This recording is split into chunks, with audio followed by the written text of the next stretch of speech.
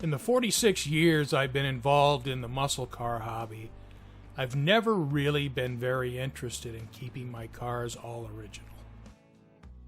I remember back in junior high school when I was probably 12 or 13 years old, and I wanted an Olds 442 with a Hirsch shifter and a Holley carburetor.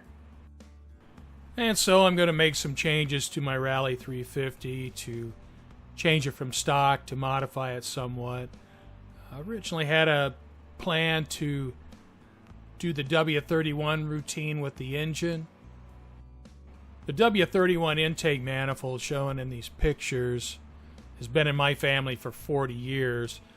I think I owned it originally, and then it ended up with my brother, and after buying the Rally 350 he sent it to me. After examining the intake, I now remember why we never used it. It had a crack in it, needed some repair. The steel fittings in it are frozen. They'll have to be machined out. And so the intake manifold requires some significant work to make it usable. And so that brings me to an alternative path. Since I'm not going to, or at least I think I'm not going to do the W31 routine, instead, I think I will go the day 2 route with the car. 1970 through 72 Olds Cutlass and 442s have hood clearance issues when using the factory W-25 fiberglass hood.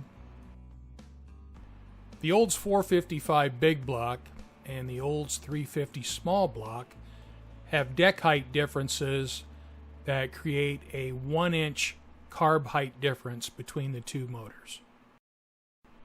The Edelbrock OL4B was designed and produced before 1970. So it's a bit of a happy accident that the OL4B carb height is exactly 1 inch higher than a factory small block intake manifold. As I mentioned earlier, the carb height of a 455 Olds is 1 inch higher than a 350 Olds. So what this means is if you use an OL4B intake on your 350, the carb height is exactly the same as a 455. So all you need to do to get a 350 with an OL4B to fit with a factory W25 hood is just change the foam on the top of the air cleaner lid. Change the foam to the 455 W25 OAI foam, and the new height is perfect, and it fits perfectly.